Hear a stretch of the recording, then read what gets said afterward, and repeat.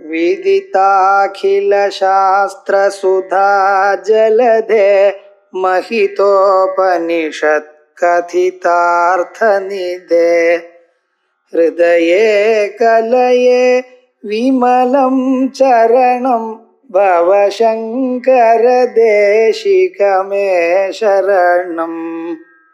करुणावरुणालय पालय मां भवसागर दुःखविदूनहृदं रचयाखिलदर्शनतत्त्वविदं भवशङ्करदेशिकमे शरणम्। ओम श्री गुरुभ्यो नमः। हरि ओम।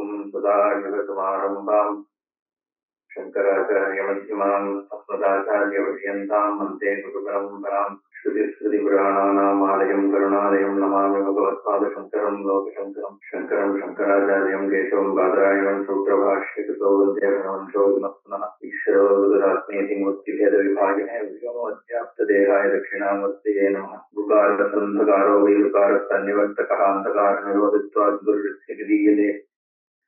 ओम सहनावतु सहनौ भुनक्तु सह वीर्यं करवावहै तेजस्विनावधीतमस्तु मा विद्विषावहैः। ओम शान्ति शान्ति शान्तिः।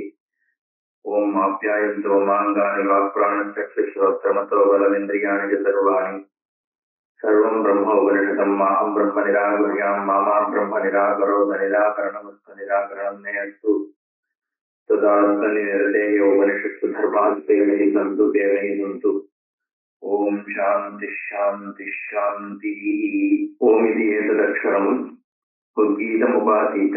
ओम इति उद्गायति तस्य उपव्याख्याனம்। ஓங்காரம் அப்படிங்கிற அந்த சப்த மாத்திரத்தை எடுத்துட்டு அது மேல ஏதோ ஒன்றத அத்தியாசம் பண்ணி அத்தியாரோபணம் பண்ணி உபாசனம் பண்றது அப்படிங்கிறது பலவிதமான சந்தர்ப்பங்கள்ல பல உபநிஷத்துகள்ல சொல்லப்படுது. உதாரணத்துக்கு மாண்டூக்கியத்துல அகாரம் முழுக்க திருஷ்ய பிரபஞ்சமாக இருக்கக்கூடிய விஸ்வன் சமஷ்டி ஜாகிரத அவஸ்தையில இருக்கிற சமஷ்டி முழுக்க அகாரத்துல அத்தியாரோபணம் பண்ணி சமஷ்டியா இருக்கிற தைஜசன் சொப்பனம் சூக்ஷ்ம சரீரத்தை உகாரத்துல அத்தியாரோபணம் பண்ணி காரண சரீரத்தை மகாரத்துல அத்தியாரோபணம் பண்ணி தியானம் பண்றது உபாசனை பண்றது அப்படிங்கிற மாதிரி. அதே மாதிரி அகாரத்துல வாக் பிரபஞ்சங்கள்லாம் அப்படின்னா ஒவ்வொரு விதமாக அந்த மகாரம் எப்படி துரியத்துல போய் சேர்றது அந்த மாதிரி எல்லாம் பல உபாசனங்கள் மாண்டூக்கியத்திலே சொல்லப்பட்டது. இங்க ஸ்வரம் கானம் அந்த மாதிரியான ஒரு கான்டெக்ட் இருக்கிறதுனால ஏற்கனவே சொன்ன மாதிரி உத்கீதம் என்ற சாமத்துல இருக்கிற ஒரு கணம் அதை பிரதானமா வச்சு அதுல பிரதானமாக ஓங்காரம்னா உத்கீதம் அப்படின்னு அதுல உபாசனை பண்ணு அப்படின்னு ஆரம்பிக்கிறது. ஓமிதி ஏததக்ஷரம் பரமாத்மனஹ அபிதானம் நேதிஷ்டிதம் தஸ்மின் ஹி பிரயுஜ்யமானே சஹா பிரசீததி பிரிய நாம கிரகணே இவ லோகே இல்ல லோகா. ஓம் என்கின்ற இந்த அக்ஷரமானது ஈஸ்வரனுடைய அபிதானம் இல்ல பரமாத்மாவனுடைய அபிதானம். அபிதானம் அபிதேயம். அபிதானம்னா அதை குறிக்கின்றது. ஒரு வார்த்தையினால எது தெரியப்படுத்தப்படுகிறது அது அபிதானம் பெயர். அபிதேயம்னா எது தெரியப்படுத்தப்படுகிற பொருள் அபிதேயம். தெரியப்படுத்துகின்ற அந்த சப்தம் இருக்கு அதுக்கு அபிதானம். ஓம் அப்படின்னு சொன்னாலே பரமாத்மா தான் அதுக்கு அபிதேயமா இருக்கு. பரமாத்மா என்னன்னு புரிகிறவாளுக்கு நேரடியா தெரியாது. இல்லைன்னா பரமாத்மாவை தான் சொல்றது அப்படிங்கிற ஒரு அவளுடைய கல்பனையா பரமாத்மாவை வச்சுக்கலாம் ஞானம் வர்ற வரைக்கும். ஞானம் வரும்போது ஞானம் ஏற்பட்டால் ஓம்ன்றதுக்கு அது அபிதேயமா இருக்கு. அது பிரியமாக நேதிஷ்டிதம்னு சொல்றாரு. பிரியமானதாக இருக்கு, ரொம்ப நெருக்கமானதாக இருக்கு இந்த பதம். தஸ்மின் பிரயுஜ்யமானே சஹா பிரசீததி. அந்த அபிதானத்தை உபயோகப்படுத்துறதுனால சந்தோஷத்தைப்படுறாரு பரமாத்மா. நீங்க பிரியநாம கிரகணே இவ லோகா ததிக இதி பரம் பிரயுக்தம். இந்த இடத்துல இதி என்பதோடு சேர்த்து சொல்லப்படுகிறது. இதி பரம்னா அதுக்கப்புறம் இத்தி வருது. ஓம் இதி அபிதாயகத்வா வியாவர்த்திதம் சப்தஸ்வரூப மாத்திரம் பிரதீயதே. அந்த சப்தஸ்வரூபம் மட்டுத்தை பிரிச்சு அது மட்டும்தான் அங்க லட்சணம், லட்சியமான இந்த இடத்துல உபாசனைய லட்சியமா வச்சுட்டு இத ஓம்காரம் அவிதாயகம் அது பிரிச்சு சொல்லப்படுறது இங்க. அதுவும் நம்ம பார்த்தோம். ததாச்ச அர்ச்சாதிவத் பரஸ்ய ஆத்மனः பிரதீகம் சம்பத்யதே ஏவம் நாமத்வேன பிரதீகத்வேன ச பரமாத்ம உபாசன சாதனம் சிரேஷ்டம் இது சர்வ வேதாந்தேஷு அவகதம். அர்ச்சானா என்னன்னா விக்கிரகங்கள். விசிஷ்டாத்வைதத்துல அர்ச்சாவதாரம்னு சொல்லுவாங்க. அர்ச்சானா இந்த சாலகிராமம் கோவில்ல இருக்கக்கூடிய விக்கிரகங்கள், இல்ல கிரகத்துல நம்ம வச்சுட்டு இருக்கக்கூடிய வெவ்வேறு விதமான விக்கிரகங்களுக்கு அர்ச்சா. அது எல்லாமே பிரதீகம் தான். ஆல்டார். அப்போ ஆத்மாவனுடைய பிரதீகமாக பரஸ்ய ஆத்மனஹா பரமாத்மாவனுடைய பிரதீகமாக அர்ச்சங்கள்லாம் எப்படி இருக்கோ அந்த மாதிரி நாமத்வேன பிரதீகத்வேனச்ச பரமாத்மா உபாசன சாதனம். இங்க ஓம்காரங்கிற நாமமானது பிரதீகமாக இருக்கு பரமாத்மா உபாசனை. இப்ப இதுல இருந்து என்ன தெரிகிறதுனா என்னென்ன மாதிரி பிரதீகம் நம்ம வச்சுக்கலாம், எது சிரேஷ்டம் என்பது இங்க பாஷ்யக்காரர் ஹைலைட் பண்ற. சிரேஷ்டம் இது சர்வ வேதாந்தேஷு அவகதம். இந்த மாதிரியான நாமம், இந்த மாதிரியான பிரதீகம் உபாசன சாதனம் சிரேஷ்டம். உபாசன சாதனமாக பிரதீகம் சிரேஷ்டம். அப்புறம் இருக்கிற பிரதீகங்கள்ல இந்த சுதிசம்மதமான பிரதீகங்கள் அர்த்தங்கள்லாம் சிரேஷ்டமாக இருக்கு. அதனாலதான் சரியான ஒரு உபாசன பிரதீகத்தை வச்சு பண்றது அப்படிங்கிறது எம்பசைஸ் பண்ண வேண்டியிருக்கு. எப்படி வேணா நம்ம ஒரு ஆல்டரை வச்சுட்டு, எந்த ஆல்டரை வேணா வச்சுட்டு நம்ம பொதுவா பிரார்த்தனை பண்ணலாம். அந்த பிரார்த்தனைக்கு பலன் இருக்கு. ஏன்னா பிரார்த்தனைங்கிற கர்மா ஏதோ ஒரு விதமா ஈஸ்வரனோட, ஏன்னா பரமாத்மான்றது சர்வவியாபியாக இருக்கிறதுனால பிரார்த்தனைக்கு பலன் அப்படிங்கிறது அந்த பிரார்த்தனை பண்ற மாத்திரத்திலேயே அது ஏற்பட்டுருக்கு. நமக்கு இந்த சந்தேகம் வேண்டியதில்லை. ஈஸ்வரனை பிரார்த்தனை நான் பண்ணேன்னா அவர் காதுல விழுமா, இங்கேருந்து மைக்கு போட்டு கத்தினாதான் கேட்கும், பெரிய டவர் ரைஸ் பண்ணி அதுக்கு மேல மைக்கு ஸ்பீக்கர்லாம் வச்சு அந்த மாதிரி சத்தம் போட்டாதான் கேட்கும்னு கிடையாது. இல்ல ஒரு இடத்துல எல்லாரும் அசம்பிள் பண்ணி சத்தமா பேசும் பொழுதுதான் கேட்கும், பாடும் பொழுதுதான், அப்படியெல்லாம் கிடையாது. அந்த இதுவே தேவையில்லை. அது கூட்டு பிரார்த்தனைக்கு ஒரு பலன் இருக்கு, அது வேற விஷயம். பட் இங்க கடவுளுக்கு எப்படி நான் சொல்றது கேட்கும் அப்படின்னா, அந்த பகவான் சர்வவியாபியா நம்ம சர்வ ஆதாரமாவும் இருக்க. ஏன்னா எல்லாத்துக்கும் அண்டர்நீட் இருக்கிறது ஈஸ்வரன் தாங்கிறதுனால நான் நிர்குணமே சொல்லல, சகுணமாவே சொல்றேன். சகுணமாவே கூட நம்ம சமஷ்டின்னு சொல்லும் பொழுது அந்த ஒரு கண்டினியூம் இருக்கு. சைத்தன்யமே இரண்யகர்ப்ப ரூபமாக ஒரு கண்டினியூம் இருக்கு. அப்போ அந்த ஈஸ்வரன் இந்த பிரார்த்தனை பண்ற மாத்திரத்திலேயே அது ஈஸ்வரன் அடையாது. அந்த க்ஷணத்துல அது சஃலமாகுது. அதனாலதான் பகவானுக்கு ஆசுதோஷின்னு ஒரு பெயர் உண்டு. பிரார்த்தனை பண்ற மாத்திரத்துல சந்தோஷத்தை அடைஞ்சிடுறார், உடனே சந்தோஷத்தை அடைஞ்சிடுறார். ஏன்னா சொரூபமாகவே இருக்கிறதுனால பகவான் அதுக்கப்புறம் சரி கொடுக்கலாமா வேண்டாமா அப்படின்னு யோசிச்சு எல்லாம் பலன் கொடுக்கறது கிடையாது. எந்த க்ஷணம் பிரார்த்தனை நடக்கிறதோ அந்த க்ஷணம் அதுக்கான கர்மா உற்பத்தி ஆயிடுது. ஆனா எல்லா பிரார்த்தனையும் அப்ப பலிக்கலையே அப்படின்னா அந்த பிரார்த்தனா பலமும் நம்மளோட பிராரப்த பலமும் எது பலமா இருக்கோ அது பொறுத்துதான் இருக்கு. அது பிரார்த்தனா பலம் பிராரப்தத்தோட ஸ்ட்ராங்கரா இருந்ததுன்னா பிரார்த்தனை பலிக்கப்படுது. எந்த அளவுக்கு ஸ்ட்ராங்கரா இருக்கோ அந்த அளவுக்கு பலிக்கப்படுது. ஏன்னா அது ஒரு கர்மாங்கிறதுனால, பிரார்த்தனைங்கிறதுமே ஒரு கர்மா தான். அதனால எதுக்கு சொல்ல வந்தேன்னா, எந்த விதமான ஆல்டரை வச்சுட்டும் பிரார்த்தனை பண்ணலாம், பலன் உண்டு. ஆனா மோட்சம் அடையணும், பிரம்ம சாட்சா்காரம் அடையணும் அப்படிங்கிற ஒரு லட்சியத்தோட உபாசனை பண்றவா அதுக்கு அனுகூலமான ஒரு அர்ச்சமோ பிரதீகமோ இருக்கும் பொழுதுதான் அந்த பலன் கிடைக்கும் இல்லையா? எதுவா இருந்தாலும் அதுக்கான கருவி இருந்தா தானே பண்ண முடியும். மேத்தமேட்டிக்ஸ்ல இது வாங்கணும், டிகிரி வாங்கணும்னா மேத்ஸ் தான் படிக்கணும், சயின்ஸ் படிச்சா அப்படி வரும். அந்த மாதிரி இங்க பிரம்மன் தான் சாட்சாத்காரம் பண்ணணும்னா அதுக்கு அந்த பிரம்மத்தினுடைய ஞானம் இருக்கிற ரிஷிகள் எதை நமக்கு ஒரு உபாசனா விஷயமா கொடுத்திருக்காளோ அதை பண்ணாதான் அது சித்திக்கும். அப்படிங்கிறது ரொம்ப சாதாரணமான ஒரு ஞானம் தானே. அதனால ததா அர்ச்சாதிபது பரஸ்ய ஆஸ்தனா பிரதீகம் சம்பத்தியதே ஏவம் நாமத்தேன பிரதீகத்தேன பரமாத்ம உபாசன சாதனம் சிரேஷ்டம் இது சர்வ வேதாந்தேஷு அவகதம். இந்த ஓம்காரமானது இங்கே அது உத்கீதம்னு சொல்லப்படுது சாமத்துல இருந்ததுனால. ஓம்காரம் தான் அந்த உத்கீதம்ன்ற பதத்தினால சொல்லப்படுறதுன்றதுனால இங்க சர்வ வேதாந்தேஷுன்னு சொல்லிட்டேன். சர்வ வேதாந்தேஷன் சொல்லணும்னா காமன் பேராதன இருக்கணும். அதனால சர்வ வேதாந்தே அங்க பிரணவம் தான் ஓம்காரம் தான் பிரதீகமாக சொல்லப்படுறதுன்னு புரிஞ்சுக்கலாம். பரமாத்ம உபாசன சாதனம் சிரேஷ்டம் இது சர்வ வேதாந்தேஷு அவகதம். ஜபகர்ம சுவாத்தியாயாதி அந்தேஷு ச பகுஷா பிரயோகாத் பிரசித்தம் அஸ்ய சிரைஷ்யம். ஆசிரியர் சொல்ற ஜபங்கள், கர்மாக்கள், சுவாத்தியாயங்கள் இது எல்லாத்துலயும் ஆதி அந்தம், சுவாத்தியாய ஆதி அந்தேஷு இல்ல, சுவாத்தியாய ஆதி அந்தேஷு அப்படின்னு எடுத்துக்கலாம். ஆரம்பிக்கும் பொழுதும் முடியும் பொழுதும் ஓம்காரத்தோடு தான் எல்லாமே பண்றோம். அந்த கிரமம் இனி வரைக்கும் இருந்து தானே இருக்கு. எந்த ஒரு ஜபமாக இருந்தாலும் கர்மாவாக இருந்தாலும். இன்ஃபேக்ட் இப்போ சில சர்ச்சஸ் எல்லாமே ஓம்ங்கிறான்.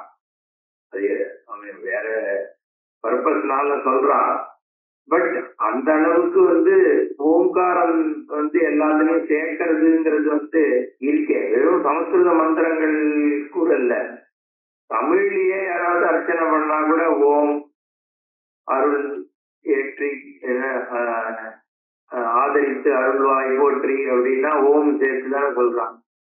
அப்ப அந்த ஓம்ங்கிறது எந்த விதமான மந்திரங்களா இருக்கட்டும், ஜபமா இருக்கட்டும், கர்மாவா இருக்கட்டும், தமிழ்ல கூட நம்ம ஆம் அப்படின்னு நம்ம இப்பெல்லாம் ஆம்னு மாறி போயிடுச்சு. ஏதாவது கேட்டா ஓம், இப்ப என்ன நீ வரையான்னு கேட்டா ஆம் அப்படின்னு சொல்ற முடியும். அதுவே ஓம்னு தான் இருக்குது.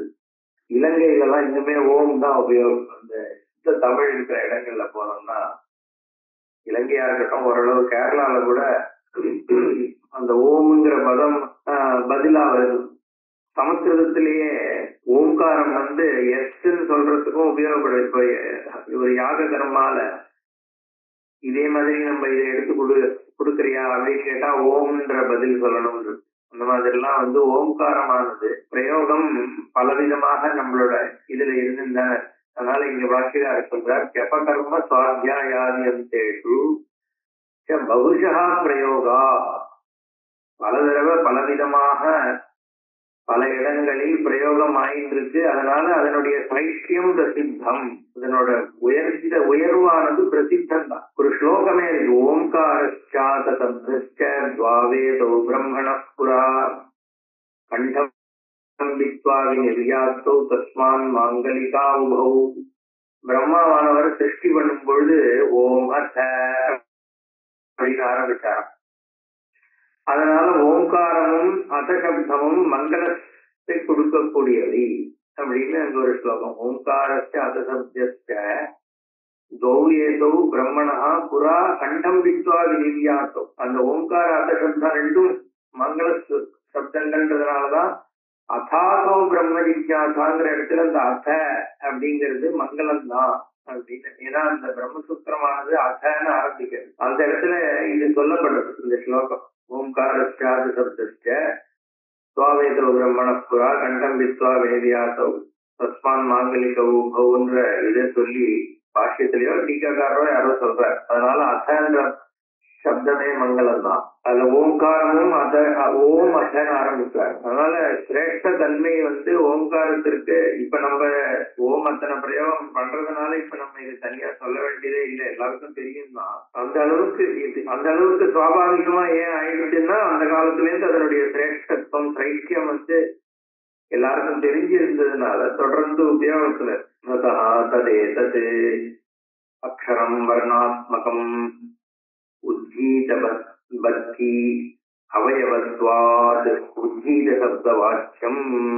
இந்த அக்ஷரம் வர்ணஸ்வரூபமாக இருக்கு. ஆ ஊ மான் சேர்ந்த அந்த அக்ஷரமானது உத்கீதம் அப்படின்ற பெயர் ஏன் அதுக்கு வந்ததுன்னா உத்கீத பக்தி அவயவத்வா. சாமவேதத்துல வெவ்வேறு போர்ஷன்ஸ் இருக்கு.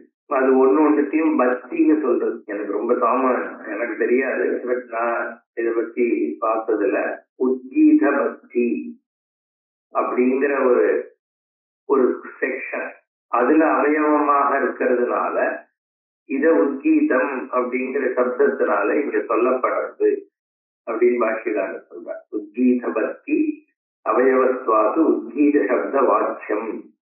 அந்த உத்கீத சப்த வாக்கியம் வாக்கியம்னா உத்கீத சப்தத்தினால சொல்லப்படும். வக்தும் அப்படின்லாம் சொல்றோம் இல்லையா, வாக் அப்படின்லாம் சொல்றோம். அதாவது வார்த்தைன்னு சொல்றோம் தமிழ்ல கூட. வார்த்தாலாபா, இந்த வாக்கியம் உச்சி தாத்துன்னு நினைக்கிறேன். உத்கீத சப்த வாக்கியம் உபாசீத, அதை உபாசியுங்கள். எப்படின்னா கர்மாங்க அவயவபூதே ஓங்காரே பரமாத்ம பிரதீகே திருடாம் ஐகாகிரிய லட்சணாம் மதிம் சந்தனுயா. உபாசித்த அப்படிங்கிறதுக்கு பாக்கியக்காரர் உபாசனா என்ன, கர்மாங்க அவயவபூதே, கர்மாங்க அவயவமாக இருக்கக்கூடிய பரமாத்ம பிரதீகையான ஓங்காரத்தில் புத்தியை திருடமாக ஏகாகிரிய லட்சணாமத்தின் சந்தன்யா, திருப்பியும் அதுல புத்தியை செலுத்து. கர்மாங்க அவயவபூதே ஓங்கார பரமாத்ம பிரதீகை, ஓங்கார பரமாத்மாவுக்கு பிரதீகமாக இருக்கக்கூடிய இந்த உத்கீதத்தில் திருடாம் ஏகாகிரிய லட்சணாம் மதி, திருடமாக ஏகாகிரியம், நம்ம தமிழ் கூட யூஸ் பண்ணுங்க ஏகாகிர சித்தம்னு. ஏகாகிரமா அக்ரம்னா முன்னாடின்னு அர்த்தம், ஏகாகிரம்னா ஒரே விஷயம் முன்னாடியா வைத்துக் கொண்டு. அப்போ அப்பேற்பட்ட அந்த லட்சணமா அந்த விதமாக இருக்கக்கூடிய அப்படின்னு அர்த்தம் ஏகாகிரிய லட்சணம். லட்சணம்னா அந்த nature, keeping the mind's nature single pointed ஃபோக்கஸ்டா சந்தனுயா. ஸ்வயமேவ ஸ்ருதி ஓம்காரஸ்ய உத்கீத சப்த வாக்கியத்வே ஹேதுமாக. அடுத்த லைன் வருதோ இல்லையோ, ஓம் இதி உத்காயதி தஸ்ய உபவியாக்கியானம் அப்படி. இப்போ இந்த பாஷ்யம் புதுசா கேட்கறவாளுக்கு பாஷ்யம்னா என்னன்னு இதுல புரிஞ்சுக்கணும். பாஷ்யம்ங்கிறது கமெண்ட்ரி இல்லையா. சோ அந்த ஒரு லைன் எடுத்துட்டு அதுல இருக்கிற ஒரு பதத்துக்கு முதல்ல பதச்சேதம் பதார்த்தம் அதனுடைய தனியா பிரிச்சு ஓமித்யேதக்ஷரம் உத்கீதம் உபாசீத அப்படின்னு மொத்தமா இருக்கு. அத முதல்ல தனித்தனியா பிரிச்சு ஓம் இதி ஏதது அக்ஷரம் இந்த மாதிரி ஒன்னொன்னுக்கும் அர்த்தம், நேரடி அர்த்தம் இல்ல கான்டெக்ட்ல என்ன சொல்லப்படுது. சமஸ்கிருதத்துல விற்பத்தி இந்த மாதிரி விஷயங்கள் உண்டு. நிறைய பேருக்கு இங்க கேட்கிறவாட சமஸ்கிருதம் தெரிஞ்சிருக்கும். ஆனா இப்ப நம்ம இது புது கிரந்தமா எடுக்கிறதுனால சில பேர் ஏற்கனவே சாஸ்திரம் கேட்டவா இருப்பா, சில பேர் புதுசா இருக்கும். அதனால சொல்றேன், ரெப்பிடேஷனா இருந்தாலும் அந்த பதங்கள் எடுத்து அதனுடைய இந்த கான்டெக்ட்ல இது என்ன மீன் பண்ணப்படுறது அப்படிங்கறது இங்க சொல்லணும். சொல்லி அப்புறம் முதல் முழு வாக்கியத்துக்கும் அர்த்தம் சில சமயம் என்ன தாத்பரியம்னு சொல்லி அப்புறம் பூர்வபக்ஷ சித்தாந்தம்னு ஒண்ணு தேவைப்பட்ட இடத்துல இதுக்கு கான்ட்ரரி வியூ பாயிண்ட்ஸ் ஏதாவது இருந்தா, ஏன்னா இங்க நிறைய தர்சனங்கள் இருக்கும் இல்லையோ. அந்த காலத்துல அஷ்யகார டயத்துல சாங்கியம் நையாயிகன் மீமாம்சகன் இவெல்லாம் பிரதானமா வேற ஸ்டாண்ட் பாயிண்ட் எடுத்துவாங்க தர்சனக்காரர்கள். அது தவிர பௌத்தன் இவாழ்லாமும் சமயத்துல டிஸ்கஷன்ல வரும்.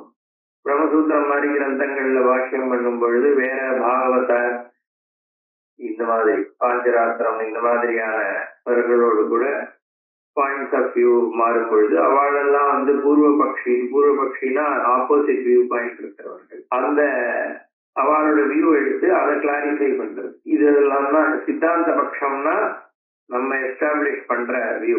பூர்வபக்ஷம்னா ஆப்போசிட் வியூ, அதர் வியூஸ் எடுத்துக்கலாம். ஆப்போசிட்ன்றதோட மாறுபட்ட வியூஸ் இருக்கிறது. அவளோட பட்சம்னா பாயிண்ட் ஆஃப் வியூ. அந்த பட்சத்தை வச்சு அதுக்கு சமாதானம் கொடுக்கிறது. சமாதானம்னா சாட்டிஸ்ஃபை பண்ற மாதிரி ஒரு ரெஸ்பான்ஸ். இதுதான் பாஷ்யம்னு சொல்றோம். இப்ப பார்த்தோம்னா இந்த ஓமேதி ஏதலக்ஷரம் உத்கீதம் உபாசீத அப்படிங்கிறது இது வரைக்கும் சொல்ல. ஓமிக்கு ஏதலக்ஷரத்தை முதல்ல இந்த டிஸ்பிளே பண்ணிட்டு முதல்ல 2-3 லைன்ல அது சொன்ன இல்லையா. அதுக்கப்புறம் உபாசீத தனியா சொல்லிட்டாரு. இப்போ அடுத்த லைன் இருக்கு, அதை இன்ட்ரடியூஸ் பண்ற. ஓமிதிக்கு உத்காயதி தஸ்ய உபவியாக்கியானம் அப்படிங்கிறது ஏன் சொல்லுது ஸ்ருதி அப்படிங்கறத இங்க இன்ட்ரடியூஸ் பண்றார். ஸ்வயமேவ ஸ்ருதி ஓங்காரஸ்ய உத்கீத சப்த வாட்சத்வே ஹேதுமாக, அதுவே சொல்றது அப்படிங்கிற. ஏன்னா அது எல்லா இடத்துலயும் ஸ்ருதி சொல்லணும்னு அவசியம் இல்லை, சொல்றதும் கிடையாது. நம்ம தான் கான்டெக்ட் வச்சு புரிஞ்சுக்கணும், அர்த்தம் புரிஞ்சுக்க வேண்டியதுக்கு லிங்கங்கள் இருக்கு. எப்படி ஒரு வாக்கியத்துக்கு அர்த்தம் சொல்றது புரிஞ்சுக்கணும் அப்படிங்கிறது உபக்கிரம உபசம்ஹாரம் அந்த மாதிரி ஆரம்பிச்சு என்னென்ன லிங்கங்கள் இருக்கு ஒரு ஒரு இடத்துக்கு ஒரு இது அர்த்தம் புரிஞ்சுக்கிறது. ஏன்னா ஒவ்வொருத்தர் ஒரு அர்த்தம் சொல்றாங்க, அப்படி இருந்துமே பல விதமா இன்டர்பிரட் பண்றதுங்கிறது இருக்கு. இப்ப தத்துவமசிங்கிறது ஏன் அது பிரதானம் அப்படிங்கிறதுக்கே இந்த லிங்கங்களை வச்சு பெரிய டிபேட்லாம் நடக்கும். இப்பயே இந்த மத்வத்வைதிகளுக்கு அத்வைதிகளுக்குலாம் நானே பார்த்திருக்கேன் யூடியூப்ல, அதெல்லாம் நம்ம பார்க்கலாம். அந்த மாதிரி டிபேட்ஸ் எது திருப்பி சொல்லப்படுறது, எப்படி ஆரம்பிச்சு எப்படி முடிகிறது, இதெல்லாம் இருக்கு. அதெல்லாம் வச்சு ஒரு வாக்கியத்துக்கு அர்த்தம் பண்ணணும்னு, அதனால அப்படி பண்றதுதான் விடாமட்டா இருக்கும். ஆனா இந்த இடத்துல ஸ்ருதியே ஏன் உத்கீதம் அப்படிங்கிறது ஓம்காரத்துக்கு உபயோகப்படுறது அப்படிங்கிறது ஸ்ருதியே சொல்றது அப்படின்னு இங்க அடுத்த வாக்கியத்துக்கு சம்பந்தம் கொடுக்கிறார். ஸ்வயமேவ ஸ்ருதி ஓங்காரஸ்ய உத்கீத சப்த வாட்சத்வே ஹேதுமாக ஓமிதி உத்காயதி. ஓமிதி ஆரம்பிய ஹி யஸ்மாத் உத்காயதி அத்தஹ உத்கீதः ஓங்காரः இத்யர்த்தः. உத்காரம் பண்ணி செய்கிறார்கள் அப்படின்னு அது 2 விதமா நான் கேள்விப்பட்டேன். உத்காதா அப்படிங்கிறது எப்படி நமக்கே தெரியும், ஹோமத்துல உத்காதாங்கிறது சாமவேதியினுடைய பெயர் உத்காதா. ஹோதா, அத்வரியு, உத்காதா இதெல்லாம் ஒரு யஜ்ஞத்துல இருக்கக்கூடிய வெவ்வேறு வேதிகளுடைய பெயர். இந்த ரிக்கு சாமம்னு சொல்லும் பொழுது சாமத்துக்கு உத்காதாங்கிறது பெயர் உண்டு. ரிக்கு யஜுஸ் அதை மட்டும் சொல்லிடுவோம், 2 நிமிஷம் இருக்கு. சாமம் ரிச்சாமானி யஜூகும்ஷி சாஹிஸ்ரீஹி அப்படின்னு வேதம் சொல்றது. ரிச்சாமானி யஜூகும்ஷி, அப்ப 3 வேதம் தான் இருக்கா, ரிக்கு யஜுஸ் சாமம் அப்படின்னா ரிக்வேதம் எதிர்வேதம் சாமவேதம் இதுதான் 3 தான் இருக்கு. அதர்வண வேதத்தை வேதம் ஒத்துக்கலையா அப்படின்ற கேள்வி நிறைய பேர் கொண்டு. அப்படி இல்லை, ரிக்குன்னு சொல்லும் பொழுது சந்தஸ் இருக்கக்கூடிய மந்திரங்கள் எல்லாத்துக்குமே ரிஸ்க் இருக்கு. அந்நியத பத பதாட்சர அவசானானி அப்படின்னு ஆச்சாரியர் பாஷ்யக்காரர் தைத்திரிய உபனிஷத்துல தஸ்ய எதிரேவ சிரஹ ரித் தக்ஷிண பக்ஷஹ சாமோத்தர பக்ஷஹ ஆதேச ஆத்மா அதர்வாங்கிரச புச்சம் பிரதிஷ்டான்னு வேதம் சொல்ற இடத்துல எஜுரேவ சிரஹா அதுல அநியத பதங்கள் அக்ஷரங்கள் அவசானங்கள்லாம் இருக்கக்கூடிய மந்திர பாகத்துக்கு எஜுஷ்னு பேரு அப்படின்னு சொல்ற. எஜுர்னா எஜுர்வேதம்னு சொல்லல. எந்த மந்திரங்களுக்கு இந்த சந்தஸ் மாதிரி ஒரு ஸ்ட்ரக்சர்டு மீட்டர் இல்லையோ அந்த மந்திரங்கள் எல்லாமே எஜுஸ். சந்தஸ் இருக்கிற எல்லா மந்திரங்களுமே இருக்கு. கானம் பாடக்கூடிய எல்லா மந்திரங்களுமே சாமம். அப்போ ஏன் ரிக்கு வேதம்னா பிரதானமாக ரிக்குகள் தான் இருக்க, சம்ஹிதை தான் இருக்குங்கிறதுனால அது ரிக்கு வேதம். எஜுஸ்ல சில ரிக்குகளும் இருக்கு, ஆனா பிரதானமாக எஜுஸ் இருக்கு, எஜுஸ் மந்திரங்கள். சாமத்திலையும் பார்த்தா இந்த சாந்தோக்கியம்லாம் எதுவா இருக்கு, எஜுரா தானே இருக்கு, கானமா இல்ல, அநியத்தமா இருக்கு, ரிக்கா இல்ல. அப்போ சாமத்திலேயே இருக்கு சாமத்திலேயே எதிர்த்து இருக்கு சாமம் அதர்வண வேதத்துல பிரதானமா ரிக்குகள் தான். அதுதான் இங்க இருக்கு. அந்த இந்த உத்காதாங்கிறவன் சாமம் பாடுறவன், ரிக்கா சொல்றவன், எதிர்ஷாக சொல்றவன், உத்கானம் பாடுறவன். இந்த 3 பேர் அதை தவிர பிரம்மா இருக்கணும் யஜ்யத்துல இருக்கு. எல்லாம் பார்ப்போம் அடுத்தது. ஓம் பூர்ணமத பூர்ணமிதம் பூர்ணாத் பூர்ணமுதச்யதே பூர்ணஸ்ய பூர்ணமாதாய பூர்ணமேவாவசிஷ்யதே. ஓம் சாந்தி சாந்தி சாந்தி. ஹரி ஓம் ஸ்ரீ குருभ्यो நமः. ஹரி ஓம்.